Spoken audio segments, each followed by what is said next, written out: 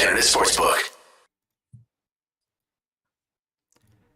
Hey, what is up, everybody? Welcome to the inaugural episode of Game Over Edmonton. I got my boy here, Zach Wheel, on camera with me.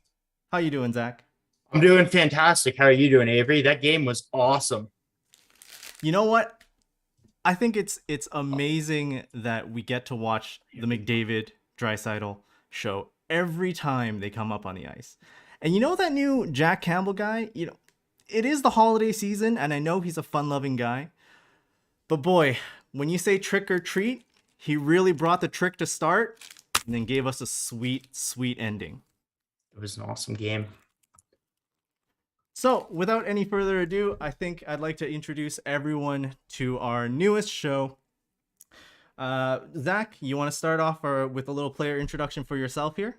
Yeah, absolutely. I'm Zach Wheel. I'm 22 years old. I've been an Oilers fan since 2013. I know most people say they've been a fan around my age since 2006, but what happened for me was I moved to Calgary from Toronto, and I moved in the summer. I had no friends, and I was slow to make friends throughout the first year of grade 7. And I just remember sitting on the couch. It was the third game of the Oilers season that year, in the 12-13 year, and I remember watching the entire game. And with about a minute and 50 seconds left, Ryan Nugent-Hopkins scored a goal to tie the game. And it was I was ecstatic, but it was the most lengthy review I can remember in my entire time watching NHL. They disallowed the goal. And with 4 seconds left, Nail Yakupov batted the puck in out of midair. And I, just like Yakupov slid down that Rexall Place ice, I ran through my basement. I slid across that green carpet we had down there, and I got the worst rug rash you can imagine on my knees. And since then, you can count the number of games I've missed on one hand. I've been absolutely hooked to the Oilers, mostly to my detriment, unfortunately, but nevertheless, I have loved them ever since. And I'm super excited to be here. I can't thank Steve, Adam, and Jesse enough. Also Andrew and Robert as well for putting in all their time and effort into this. And it's going to be an awesome year, Dennis. I'm super excited to get started. Awesome, man. I think top 10, one of the moments that Oilers fans would love to forget was that Nail Yakupov existed. But at the same time, one of the things that Oilers fans love is that center ice slide. Just absolutely feeling the emotion. The arena was electric. And I think back to myself, going to do a little bit of introduction. My name is Dennis. I think some of the people in the YouTube chat have called me the son of Gene Principe. I'd love to be the son of Gene Principe. Nowhere near as talented. Way less puns per hour here on this show, but I'll do my best. When it comes down to it, I think top 10 moments. Oilers fans, that Derek Stefan goal disallowed goal. Sorry, not disallowed goal. When Derek Stefan slid down that ice, trying to go for the empty netter, absolutely whiffs it. The full retreat on the other side through center ice, and then Alish Hemsky with the absolutely golden dangle. In the end, we lost that game against Dallas, but at the same time, it's one of the biggest moments in Oilers history. Personally, I started becoming a fan during the 05-06 Cup run, and that dates me a little bit, I know. But when we first started out at the highest hill, I was at absolutely playoff Game 7 on that mountain, and we just didn't make it.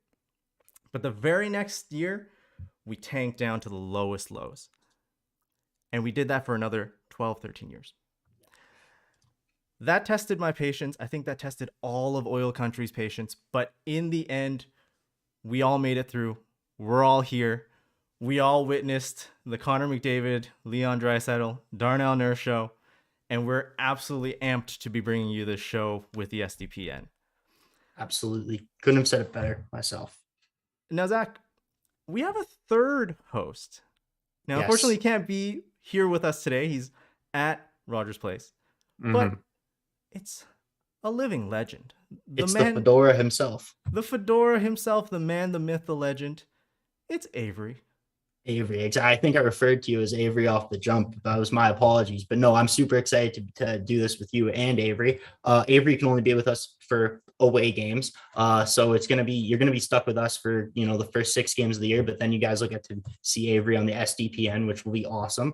But yeah, you are ready to jump into discussing tonight's game though, Dennis? Absolutely. Let's get right into it. Yeah, but first, you know what, Zach? I think we have one more order of business here before we start. You feel yourself as a lucky person? Oh, I had to stop. I'm not a lucky person. That's my problem, especially with the Oilers. I bet with my heart, not my head. So I consider myself a lucky person, not in the betting sphere, but mm-hmm. in the fact that we get to watch this team. But you know what? Oil Country, you can be a lucky person with our friends at Sports Interaction. Want to bet? You can do it at Sports Interaction, Canada's sportsbook. Football's back, baseball playoffs, and the hockey season is finally underway. You can bet pre-game, live, in play, or one of their many prop bets. Made for Canadians by Canadians, Sports Interaction makes it easy to deposit, play, and cash out. Join now and see all sports betting has to offer. Head to sportsinteraction.com/SDPN. That's sportsinteraction.com/SDPN. Ontario only, 19 plus. Please play responsibly.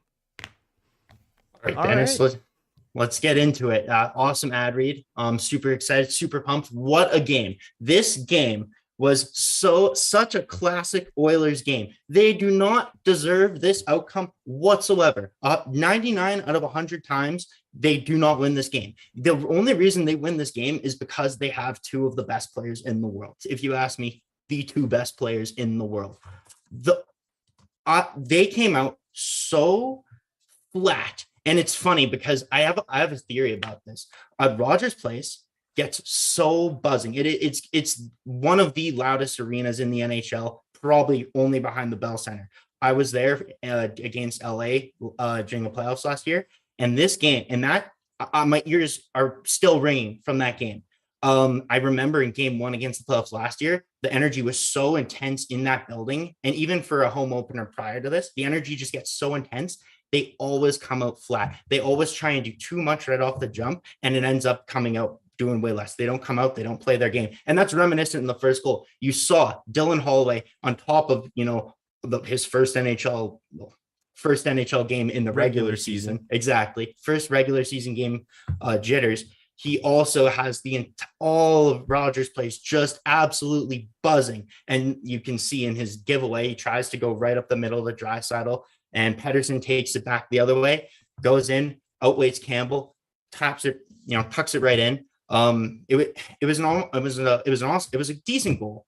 And I will admit, I was like, oh no. And then the fact that the second goal right after, I think it was JT Miller, came right down, like maybe American sniper later, right over Campbell's shoulder. And I'm like, oh no, does Stuart Skinner have to go in the game? Thank God I'm not the coach. Apparently Dave Tippett was the coach tonight, because right after that, McDry gets put back together. After a full preseason of just going on Twitter and arguing about, oh no, Puljujarvi, first line right wing. No, you know what? Holloway with McDavid. No, with Draisaitl, Hyman up there, down there. Fogle, where's he going to play? Should we trade Puljujarvi? Should we not trade Puljujarvi? We shouldn't trade Puljujarvi. But after all that, we have McDry back together 8 minutes in. Like it was just a classic Tippett thing. And then to add on to that, the fact that 5-on-5 they couldn't do anything. It was lit. If you told me this was a game from last season and Dave Tippett was the coach, I would not have batted an eye, and this was a recording. This reminds me so much of the game they played against Pittsburgh, where they did not deserve to win whatsoever. But having the two best players in the world, Donor Nurse, redeeming himself, it just was fantastic. What are your thoughts? You bring up a great point when you mention that the atmosphere at Rogers Place is electric. It's mind-boggling. Like you said, when you walk in, you just lose all sense of yourself, where you are. You're already shelled out $100 in pop and popcorn and a burger, but it's the same for the players. You walk out on there, and especially Dylan Holloway. he had such a great performance at camp and he had such a great performance in the preseason. But we got to remember this is his second National Hockey League game. And as much confidence as Jay Woodcroft has in playing the young guys, we saw that one costly mistake like that can really staple a guy to the bench. I mean, Holloway ended up playing about 7 minutes, I think it was in the game. Holloway played 8 minutes. Yeah, 8 minutes, exactly. yeah. So Yeah. with that Holloway giveaway, it was an absolute dagger. Of course, JT Miller, great play. The Canucks just came out to play in an enemy barn, and the Yeah. Oilers were not ready for it. Like you said, Well, the sleepy starts is it just seems to happen to these guys all the time. But is that is that a bad thing? I think in the end, the Oilers always seem to outscore their problems, right? yeah. We start off with being down 2-0 and being outshot 8-1. And you know what? We end up with McDavid hat trick, Draisaitl contribution, good goal from Nurse. I think Awesome all goal of from that Nurse. is all right in the end. Well, yeah, I mean, you can see it in a night where Holloway only plays 8 minutes. It's a bigger issue when because of the cap, you can't even have 12 forwards already playing. You're already down a forward. Plus, you're not playing Holloway. McDavid and Draisaitl were out there every second shift. It is something like I do love Woodcroft. Don't get me wrong, most handsome coach in the NHL. I do hope that it's something that he does take a look at. Another bright spot in this game, though, I will say I was not expecting it whatsoever, was Ryan Murray. The play of Ryan Murray was fantastic. He had a 65% Corsi, he had a 65 Corsi 4 percentage. When he was on the ice, the Oilers were playing against the Canucks, and that's in a game where they were pretty much dominated 5-on-5. That's really impressive. Also, the one play Ryan Murray play that does stand out is when you think, oh, Ryan Murray's just going to take a shot, Andre Sekera special right into the shin pads. No, he pulls out the McDavid toe drag through the legs and does a backhand right by the net. The filth. Oh, Whew. out of nowhere, Philip Broberg wouldn't be caught dead doing that, and I guess that's why he's in Bakersfield. Yeah, no, I was shocked, and I love the play. And another player that stood out to me during the game too, and I think to the rest of the NHL, he's still relatively unknown, but to Oilers fans, obviously, we all love Ryan McLeod. He is going to be so key to the Oilers this year if he just picks up his finishing slightly. He is so fast. He's such an effective defensive center. He's McDavid light. Oh my god, he is going to be so key to the Oilers this year, being their third line center. Like the combinations with McLeod going full throttle, I think they will be the highest scoring team in the NHL without a doubt, zero questions. You know what? To complement your point, I think Holloway and McLeod with Ryan or Shore, that was actually not too bad of a line combination. I think Holloway, as well as the entirety of the team, really started settling themselves down midway through the first. Little hiccup in between the first and the second, those things happen. But third period, absolutely dialed in. And you know what? I forgot to mention Jack Campbell. I was just gonna say, What an amazing adjustment by Jack Campbell. I mean, it's so rough starting off with your first game in a new team, immediately letting go of 2 goals, at one point 3-0. But he just picked it up, and I think all of Oil Country got won over by that big body check on Joshua. Not even Mike Smith did that in his entire tenure. Oh man, when Mike Smith did that, Lucic was flattening him into the boards in the playoffs. That was fantastic. I jumped off my couch and screamed. I am so pro Jack Campbell. It's not even funny. After the 2 goals that were scored on him early, I was so worried. But especially because you go on Twitter and you just see some Oilers fans clowning Leafs fans on Murray's performance. I was like, guys, we haven't played yet, and we also have a new goalie. Like, their karma exists. Let's relax. Come on. Like, after the game, clown away. Go ahead. Leafs lost in a hilarious fashion, but we can't be doing that before the Oilers play. So to see Jack Campbell come out and just at the end of the game, especially in the third period when the action picked up and the Oilers were going back and forth, He was phenomenal. For to me, I think he's the first star of the game. Absolutely, yeah. He looked so dialed in by the end. He what personally, I didn't think he saw half the shots that he ended up saving. He was just getting it off the shoulder, getting it off just a tiny bit of the pad. Cool as a cucumber. There is a little bit of Mike Smithiness to his game. When he comes out of the net, I'm like, oh no. Or there's like this like overslide, overcommit, but somehow it always ends up in his glove. And you know, you can be as Mike Smithy as you want as long as we're winning games. I don't care. The one thing that he doesn't do is when he makes a save or lets in a goal, he's not yelling at Evan Bouchard from across the ice because somehow it was always Evan Bouchard's fault. You know, Jack Campbell's a phenomenal teammate, and I really hope and I think he's going to succeed. You know, we kind of touched on the bright spots. One of the things, you know, I think we do kind of have, the Oilers obviously did not play a perfect game by any stretch of the imagination, and I think a couple players, you know, stood out in a negative light. One of those, I think, I was going to two ask of them. you. I was going to ask you about the defense in front of Campbell. Yeah, because it looked like there were a little bit of I don't know if it's communication hiccups playing with a new goalie. Do you want to go ahead? Yeah, I mean, the two players to me that stood out, they had not good games by any stretch, were Brett Kulak and Tyson Barrie. You know, to be honest, I kind of expect it from Tyson Barrie. We all know what he is. We all know what he does well. We all know where his deficiencies lie. But Brett Kulak to have such a rough game coming in, I'm not sure if that's because he was paired, even though he was paired with Barrie in the playoffs and they played fantastic. I'm not sure. I think in camp, for the most part, Kulak was actually with Bouchard. So it was interesting to see coming into this game, the switch up by Woodcroft going into like the first real game. And I'm not sure. I'm not sure what happened. It was uncharacteristic. Originally in the first period, they weren't together. They actually broke up Kulak and Barrie when the game first started. But after a couple of quick goals against, they got stapled right back together every shift. Yeah. Another player who also, a forward who I noticed had a really tough game. It's someone who I was really hoping we all love unanimously. Doesn't matter who you are, what kind of Oilers fan, what you think is good, whether you think they need to trade Jesse or not. Everyone loves Ryan Nugent-Hopkins. And to see the giveaways that he was having late in the game, the shots that he was passing up, he was deferring. He didn't look fast. And the problem with Nugent-Hopkins, I know, and we've all heard this before, is when he doesn't move his feet, he's not an effective player.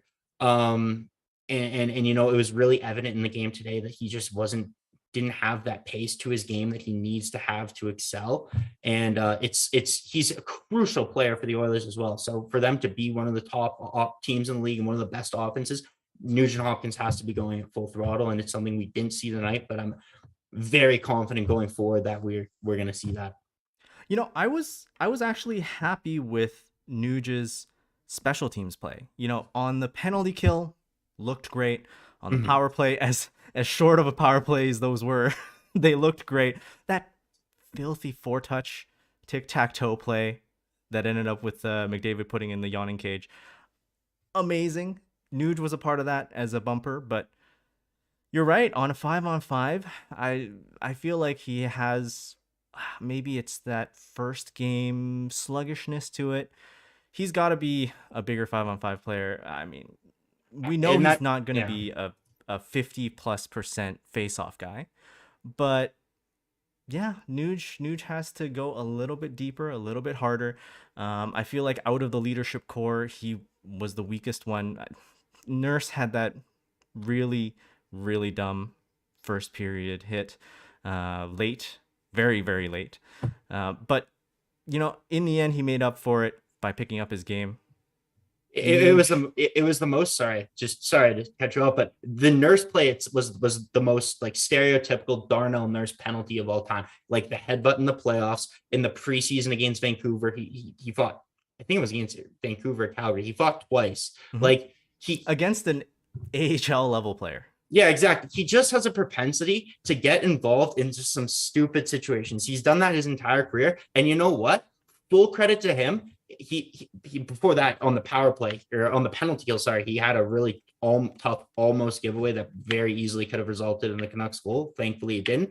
But full credit to him. Later in the game, he picked it up, he turned it on, he scored a beautiful, what I think, shorthanded goal, and then and he was really effective to for the Oilers to get this victory. But one thing we did kind of mention is the penalties and the penalty kill itself. To be honest with you, at first, I thought the penalty kill it was working, but it didn't seem like it was steady. It seemed very shaky. The players seemed like they were kind of all over the place. The one thing I will say, Hyman has that dog in him. He is an absolute gross penalty killer. I could not even imagine trying to get the puck off that guy. When he's on the ice, I am so confident the Oilers aren't going to allow a power play goal. That Nugent-Hyman, you're right. Special teams, that Nugent-Hyman tandem on the penalty kill. They might as well be playing 5-on-5. They're unstoppable. They're insane. But they were on the ice way too much. I think the Oilers took 7 or 8 penalties throughout the game. I don't know how that happened, especially when the Canucks only took half that, and most of them were a couple of them were makeup calls and whatnot. Like there was a play earlier in the game, and I'm not going to complain about the rest too much. Like there were most of the Oilers penalties. I will admit, there wasn't any I really had a problem with. I think the first one that Jesse got for tripping or whatever, when he was just passing the guy, I was like, what are you doing? Come on. And then later when McDavid had the puck cutting in on net, McDavid goes flying and then nothing. I'm like, that was 200 times worse than what happened to Jesse. Are you kidding me? Like all we want, like everyone said, and I know Steve said this, and I know everyone across media said this: consistency. Call the book. Yeah. Call the book. I mean, there was that fear in the beginning. I think it was against Vancouver in the preseason where they took 8 penalties. And this game they took 7 and were punished for 3 of them. The Oilers have just been, I don't know if it's the hunger, if it's that playoff intensity that they last played with. They're just starting this year very undisciplined, and it's strange because it's the same core group of players, like you mentioned. I mean, Darnell Nurse has that propensity. I feel like he does have that dog in him as well, where he's just trying to push the energy of the group. But taking 2 fighting penalties in the preseason, taking a really dumb late hit. There's other ways to stir up energy in your team, and it just isn't a long-term solution. We can't keep outscoring our mistakes.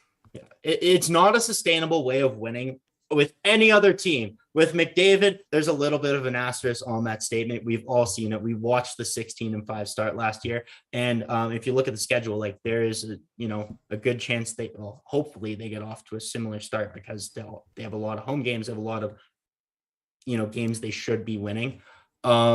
But yeah, no, I thought overall it was a fantastic. It was at first 2 periods, I was like, oh no, what are we going to talk about? I've been planning on discussing this as a win, and then I'm like, no, they're losing. This is going to be horrible. It's going to go horribly. But no, they got the job done. I'm ecstatic. It's going to be an awesome season. And what a way to start it off. Just checking out the stats at the end here. Jack Campbell, .917 save percentage. Fantastic, more than enough for the Oilers to make playoffs. That they don't even need goaltending that good. If Jack Campbell can maintain 9-10 and up, they will be a top 5 team in the NHL, and we will be laughing our way to the playoffs. Exactly. Looking at his performance, they don't need him to be a world beater. Same with Stuart Skinner. That's why I think Stu can play 30 games, 25, 30 games. He just needs to give us a reliable backup option. Campbell just needs to give us 9-10, like you mentioned.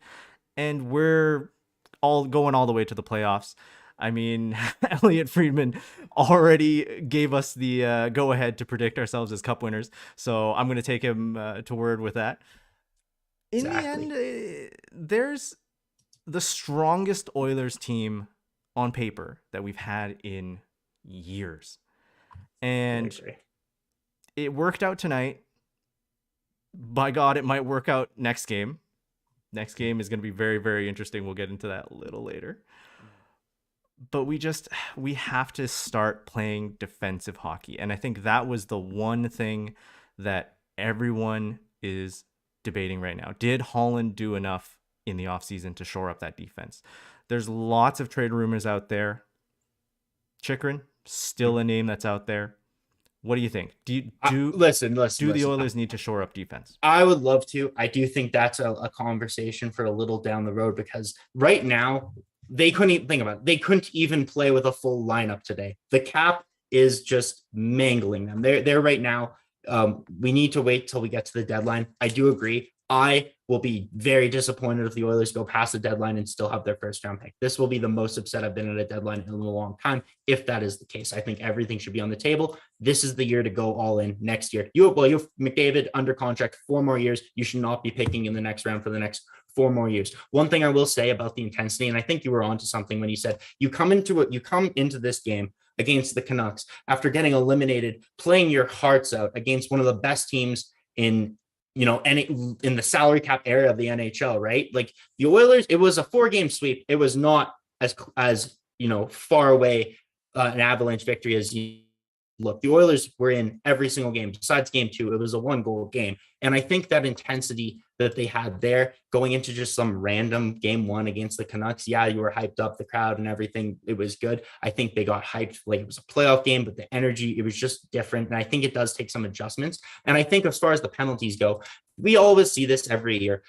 Now it's not as bad as it was last year with those stupid cross-checking in front of the net penalties that just in front of the net that just disappeared by game 10. They kind of disappeared, yeah. But it's the same way. They'll call 10 games from now, me and you will be on here, and the penalties will be 3-2 or one way or the other, whether the Oilers get 3 and the other team gets 2, or the Oilers get 2 and the other game gets 3, and we'll still be upset about 5 missed calls and 5 people hauled down McDavid during the game. But you know what? That's hockey. Without controversy, hockey isn't as fun. And you know what? I'm happy to be here. And I think we get a fun game tonight. And again, I said this before, but I'm just looking forward to an awesome season with you and just keep doing this. Absolutely true, man. One last thing I wanted to touch about the attitude, the energy. I think Jesse Puljujarvi's the maddest that he's ever looked in an Oiler jersey. He was just absolutely mean mugging. I saw so much raw emotion in his game today, arguing with the refs on like you mentioned, a kind of wishy-washy penalty. The stick slam was out of nowhere. I've never seen that emotion from Yessi ever. Even just the checking at the beginning of the game, you could tell he hears what a lot of people say about him. Listen, I love Yessi. I think he's a fantastic and insanely important player to the Oilers. Without him on the team, they are nowhere near as good. He, like Yamamoto and Fogle were out. Imagine they actually traded Yessi in training camp.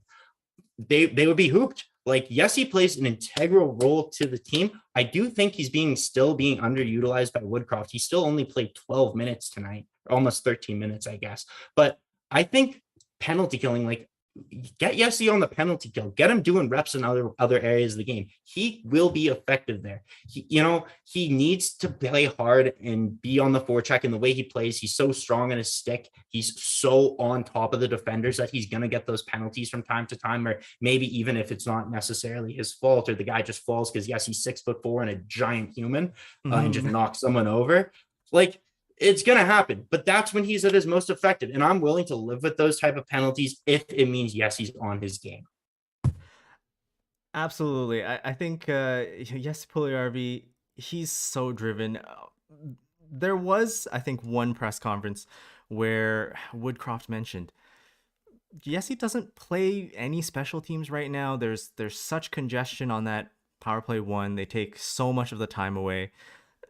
He's not quite a penalty killer. I hope he's working on it.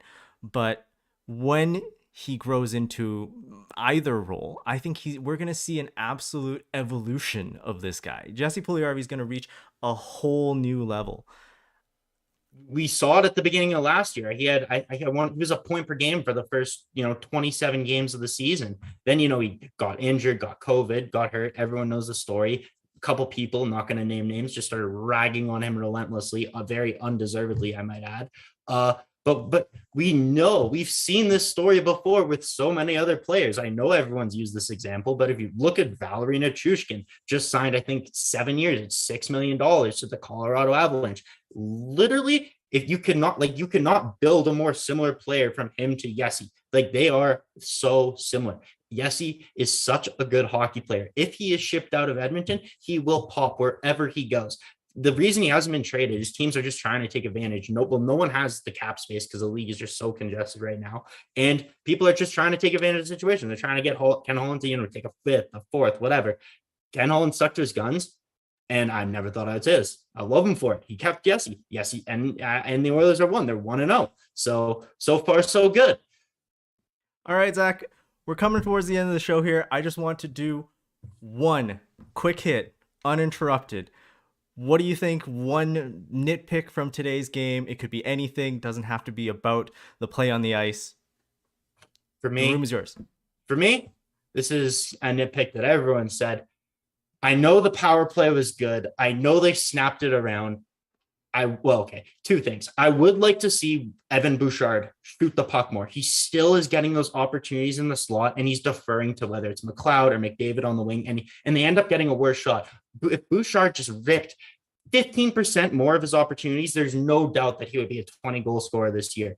And then, to further on that, I would like to see him just start to transition onto that first unit power play. Let's, move away from Tyson Barrie. And you were talking about adding a defenseman. Maybe it's not Chychrun. Maybe eventually, I guess Seattle won. Maybe Seattle's going to be good. Who knows? Maybe it's a player like Carson Soucy you bring in. Exactly. You want someone a little more steady there. And I want to see Bouchard start to transition onto the power play. So if he would have played on the power play today, hopefully in Calgary, he actually scored 2 power play goals against Calgary last season. So maybe next game we'll see something like that.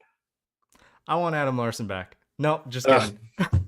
No, I understand his reasons. But if I'm going to pick one nitpicky thing today, it's the fact that we've played 4 season openers against the Canucks. Can we get a little variation? I mean, we're playing Calgary only 3 times this year. How crazy would it be for game 1 to be a Battle of Alberta? It's coming up real soon. We're going to get that game too. But there's just something about the Canucks versus the Oilers. Maybe it's because when I was first watching hockey, it was always these 1-0 affairs, stuff that would just be dreadfully boring. But I've had enough. I don't want to watch Vancouver, Edmonton as a season opener again. Just NHL, make it happen. Next year, let's get a Battle of Alberta game 1. Totally agree. Maybe next year. Maybe when we're doing this next year, we'll be, watching a Calgary game. But Dennis, I just want to ask you the last thing before we, wrap it up. Who do you start in Calgary? You know what? I want to see Stu. Let's get Skinner in there. I think he played pretty well last season. I mean, that one game. I want to see what the tandem does. Campbell, he absolutely showed that he can do it. Maybe let's not start him with the Battle of Alberta immediately in game 2. Let's get Stu in there. He knows what the environment's like. Let's do it. Stuart Skinner, my choice for next game. For me, I love your enthusiasm, and I do love myself some Stu. That's best stash in the NHL. If you're arguing, you're wrong. I would go back to Campbell. I think regardless of what you do, the next game, I want to say it's against Buffalo, still at home. You go to Stu regardless. Campbell could get a shutout against Calgary. Don't care. We go to Stu. We really want to space out, just judging by Campbell's workload and what happened in Toronto last season. And I know he played fantastic. I want to keep him as, I almost think we got to follow that Mikko Koskinen and Mike Smith. 2 games, ride the hot hand. Maybe one guy plays 3, maybe you get 1, but for the most part, you keep it similar. And then in the playoffs, you ride Campbell like a dog. So yeah, that's my thing. I like to see Campbell next game, but would not be upset with either choice. J Money in the chat. Oliver Rodrigue for the Battle of Alberta. Oh, I don't think Olivier Rodrigue could handle the Calgary Wranglers. So, not looking for, no. All right, well, next game is going to be against Calgary on Saturday, October 15th, starting at 8 o'clock. And right after that game, we're going to be back. Game over Edmonton. We'll be here all season. Zach, where can they find you? You can find me at ZWheel97 on Twitter. Yeah, that's about it. Dennis, where can they find you? Simple. Dennis Lee, YEG on Twitter. And for the third member, at Avery, AVRY. Nice and simple. That's Yes. it for us tonight. Thank you so much for your time today, Zach. Thanks so much to all the fans who are in the chat. And we'll see you on Saturday. Absolutely. Have a great night, guys.